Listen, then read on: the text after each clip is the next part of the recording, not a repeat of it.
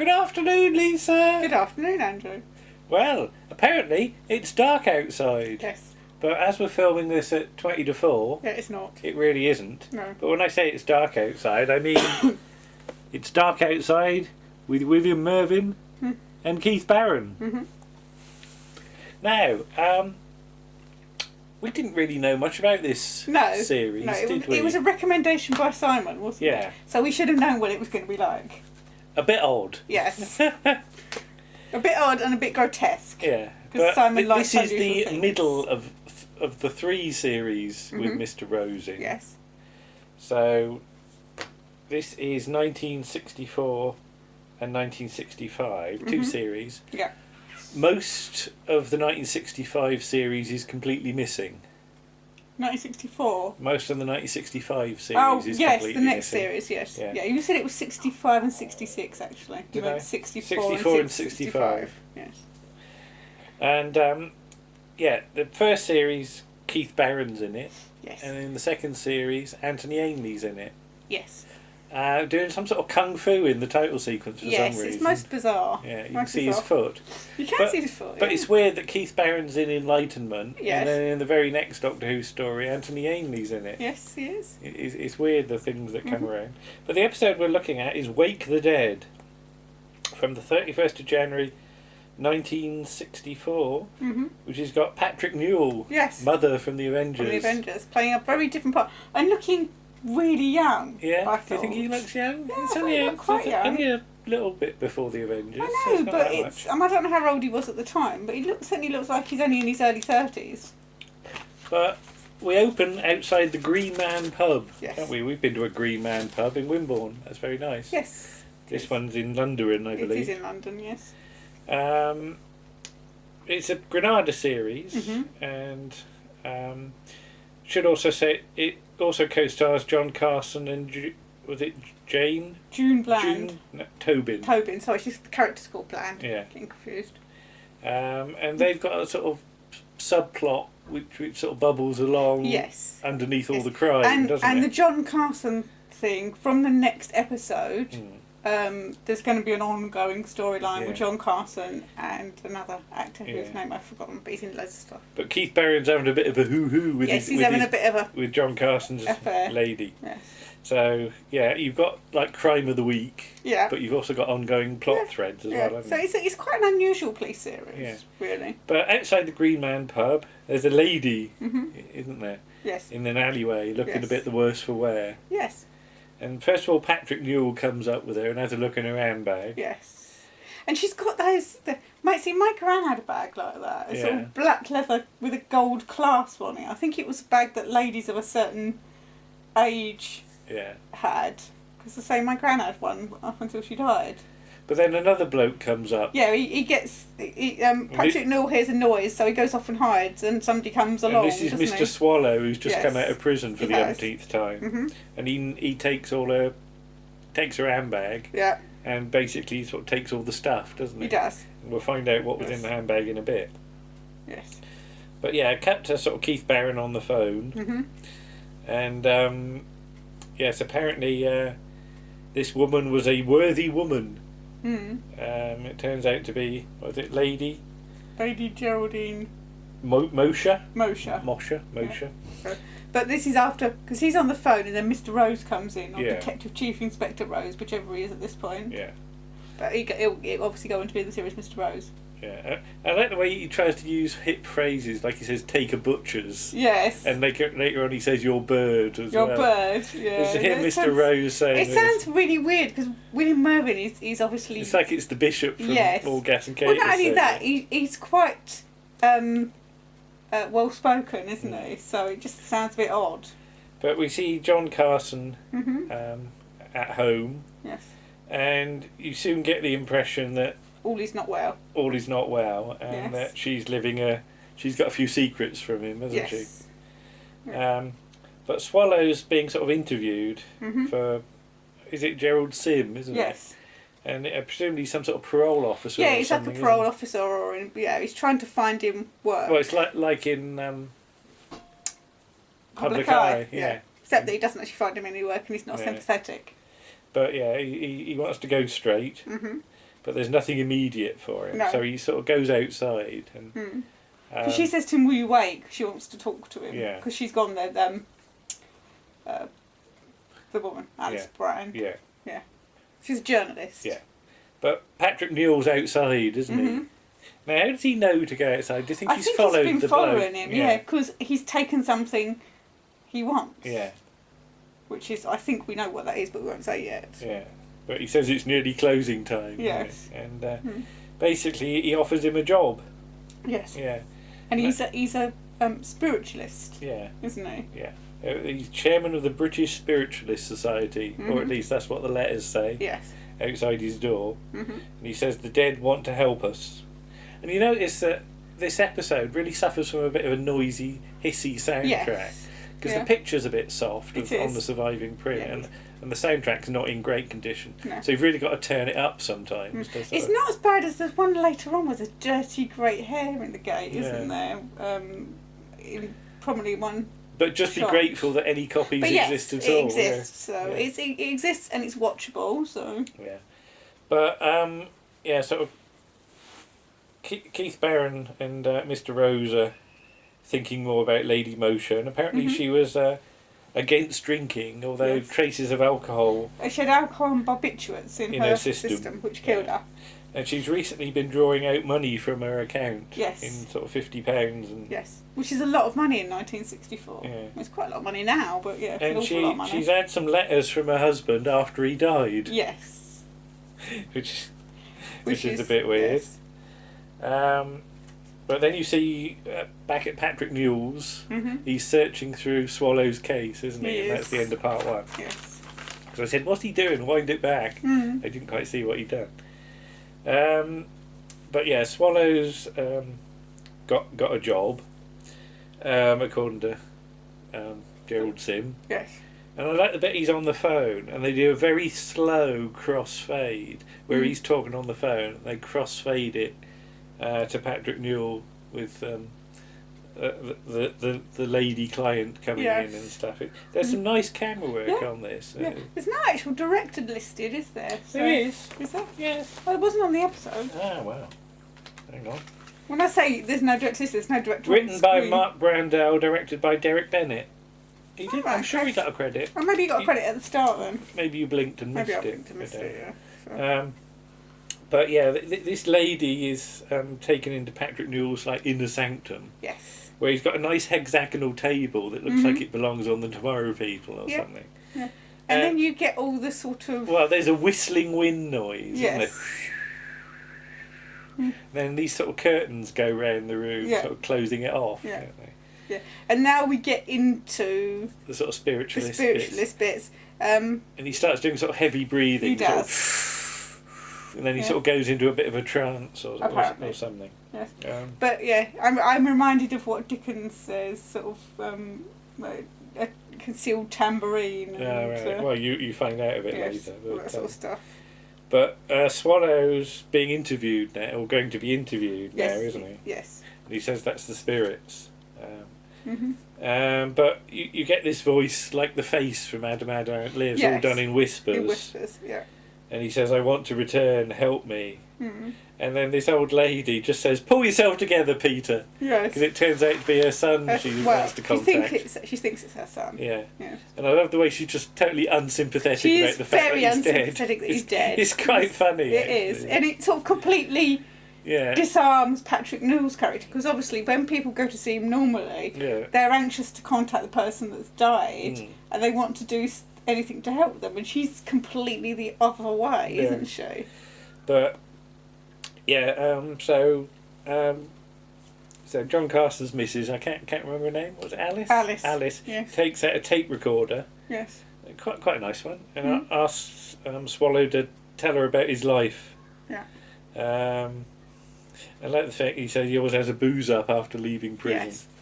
And stuff. But I like the way that at first he's very suspicious of the microphone, and when you cut back to him a bit later, he's holding it all professional and starting to interview her almost. I love the fact he really feels at ease with it, sort of almost between scenes. But there's more sort of help us, mother, believe in us, with some more nice vision mixing onto sort of multiple angles of Patrick Newell. And eventually, sort of Patrick Newell's back in the room, and she just says that boy has to stand on his own 2 feet.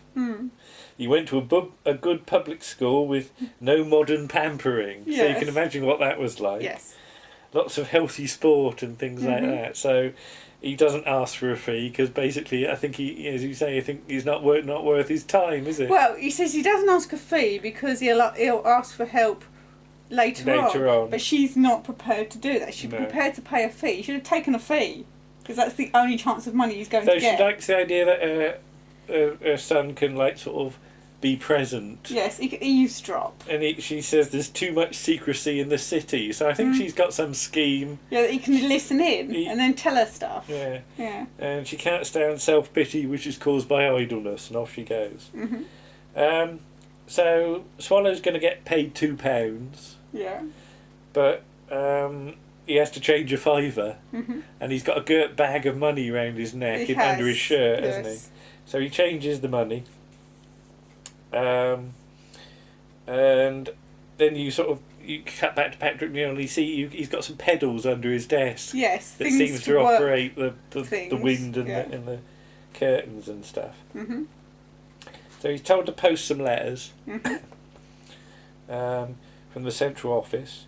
Meanwhile, a flower shop in Knightsbridge rings up to say that they've got. I think Swift rings them because they were looking for the money that the Lady Moshe has taken out. Well, I was going to say. All new. Yeah, I was going to say the flower shop in Knightsbridge reports that it's got. Well, the bank reports. The bank reports that that this flower shop has exchanged some of the money that they're looking for. And Keith Barron hears this, doesn't he? And he basically keeps stum from Mr. Rose for this particular moment in time. Yeah. And he's wearing a bow tie that he had for his birthday. A bow tie, yes. From his lady friend. Yes. Who is typing on her typewriter. She gives some money to John Carson. Yeah, because he's going to play bridge with Mr. Rose. He's going to play bridge with Mr. You've got to keep track of where all this goes. Yeah. And he's a bit snippy with her, isn't he? Yeah. Because she is apparently meeting someone to do with this article she's writing about prisoners. And he's a bit peeved about this, I think. And he basically says that, it's a waste of time. It's a waste of her time and she should give up her job and devote her life to him. He doesn't say it in so many words. Yeah.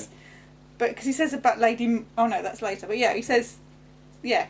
This is what he says. But Keith Barron turns up, going on about the flower shop pound notes. Yeah. And she won't say where she got them from. No. Though he notices the transcript of the interview and soon works it out. They were going for a night out, but basically she doesn't like his attitude. No, they have a bit of a tiff, don't they? So shouty Keith Barron turns up and tells Swallow to get your things. You're nicked. You're nicked down the station. End of part 2. At the station, he turns his pockets out and they find the money and a load of other things he's got, including a mirror. Is it a mirror or is it a cigarette case? Well, whatever it is, he got it off of Mrs. Carson. But yeah... that's not her name. I know.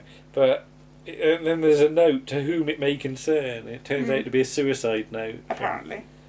From Mrs. Moshe. Lady Moshe. So he's going to get nicked with possession of stolen property, which is a nice change because he's never been done for that before. Yeah. So, John Carson sort of comes back saying how he lost money to Mr. Rose. Then he mentions Lady Moshe. Yes. Because he knew her husband. Yes, her husband was his tutor at university. And she says about how she ended up going to mediums. And he says piddling articles for women's magazines. Yes, he's very derogatory about her career. Now, amongst the Swallow's pockets included a bag of liqueur chocolate sweets. Yes, which are left on Rosie. Why they don't take those as well? Yes, why don't they gather up all the evidence? Yeah, they just go, oh, it's sweets, and I think let's not worry about those. But, given that we have been saying about barbiturates and alcohol. But hey-ho. But a taxi driver's had some notes as well, hasn't he? And the taxi driver says he's got these notes off of a 50-year-old bald stoutish bloke who was pleased with himself and pompous. Yeah. And he's got the little, and he picked him outside Rosie's club. Did he say he was telling terrible jokes? Terrible jokes, well, yeah. But there's like a little switch goes, and Rose goes, oh, and he looks at the notes he's got, and they match. Pompous? Yeah, he can't stand being called pompous. No, doesn't mind sort of fat and old, but... He didn't say... Oh, he said stout, not fat. All right, stout. Stout life. And older. That's one for fans of... Okay. Not the 9 o'clock news. So Rose is talking to Swallow, and he starts to feel empty, and he realises that the sweets have been poisoned. Nobbled, yes. Get me a doctor, I've been poisoned. So Patrick Newell is then visited by Alice. Yes, I Alice. must remember her name. Alice, yeah. And she says she wants to talk to her aunt, Lady Geraldine Mosher. Yeah, yes, I'm here. He's very good with his voice, I have to say. Yes, he can do sort of all different kinds of voice, can't he? Well, and she says... they're mostly the same. But... And the voice claims that she poisoned herself. Yes. Because she couldn't stand without her husband, but... Actually, Alice cottons on to the fact that she was poisoned. Yeah, but by him. And by him, because she worked out that he was a fraud. He was a swindler. Yeah. And I like the way that Swallow is just left alone in the office, and he's just told, get back to your cell, and he nicks Mr. Rose. He just sits down. He doesn't try and escape. But Patrick Newell, there's a fade to black, isn't there? Yes. And some arguing from Alice. So he's up to something. Yeah. And they work out all his aliases. He's got about 4 different aliases. Lucian Claude is, I think, his real name. Possibly, yes. And when the police arrive, he's packing, isn't he, to leave? He's got about 4 different passports, hasn't he? And so he's nicked. Alice is gagged on the bed. I like her line, "Stop rescuing me." Yes. Because did that happen last week? I think because the episode before has got Ken Colley in, and he's got a grudge against Keith Barron's character Swift. So he keeps doing things to his girlfriend, including killing her cat, which is done by rather unconvincing. All right, that's pajama case. It looks like more ways of killing a cat, which is not nice because she doesn't seem bothered at all. But so we didn't do that one. But but there's a lovely scene in that with him and Keith Barron and Kenneth Colley. They have a sort of face off in a classroom. Yeah. Oh yes. Yeah. Anyway, Rose is in his hospital bed in his garish pyjamas. And he gets some grapes off of Keith Barron, doesn't he? Yeah. Did they have seedless grapes in 1964? I don't know. Well, nobody spits any pips out. Do they swallow the pips? I don't know. Good for you. Tree will grow out of your Could head if you do that. you grow a tree from that? But it's a lovely little episode. It is quite odd, but then a lot of them are. This whole series is, if you like weird stuff, and you like William Mervyn, and you like Keith Barron, and you like Anthony Ainley, and John Stratton, isn't the of course, John Stratton. This is the series for you, but be prepared that it is very odd. I mean, the first episode that's on here, the Grimwald of the Brothers Talk, is very, very dark. That is actually, we looked at each other and went, we weren't expecting that from this series. I think we've only watched that one once and we've never watched it again. Because that's the thing, you go into it expecting, it's William Mervyn, it's going to be all nice and jolly, and it really isn't in places. It's not, no, there are bits of it that are very dark. Yeah, the reason it's called It's Dark Outside is to do with some of the things. But it's a very fun series. But it is. Sadly, it's never really likely to get repeated anywhere, is it? Because unlike sort of Public Eye, there's not enough of it. There's not enough of it to actually repeat. And it's got a very jaunty 60s jazz theme. It's got that. Which is very, very typical of this point in the 60s. You say that's the noise that the metal thing makes. The metal bug makes on the clangers. You're going to say it's the metal jazz bug. Yeah, I like the metal jazz bug. Yes, but there you go. We show it again. It's Dark Outside. I think worth a look if you, as you say, if you like weird stuff and William Mervyn. Yeah. So But that's it probably won't be for everybody. I think. No, be prepared for how dark it is. Yeah. So that's just about it for that. The only other thing to say is, should we say about Pod Bible very briefly? Yeah. Briefly. Might be worth giving Pod Bible a follow on Twitter or Facebook or whatever at Pod Bible, because we were very pleased to get a mention in their new issue 4 of their sort of, I think it's August. Yeah, I think it's every couple of months. Yes, the first one, one of the first or second one was sort of February. Yeah, so. Every couple of months they release a guide to podcasts, and we pop up near the end of the latest issue. Yeah. You can get it, I think, in London in some train stations. They were handing it out in Brighton yesterday. But if you go to their website, you can order a copy for a mere couple of quid, and you can get to see our names in it. And there's a PDF you can download, which will link directly to us, to our podcast. So it's a section at the end for independent and amateur podcasts, and they wanted us to write a one-line description. So I just wrote one. You did. I won't read it out here. You got to look at the thing to see what it is. You have a look.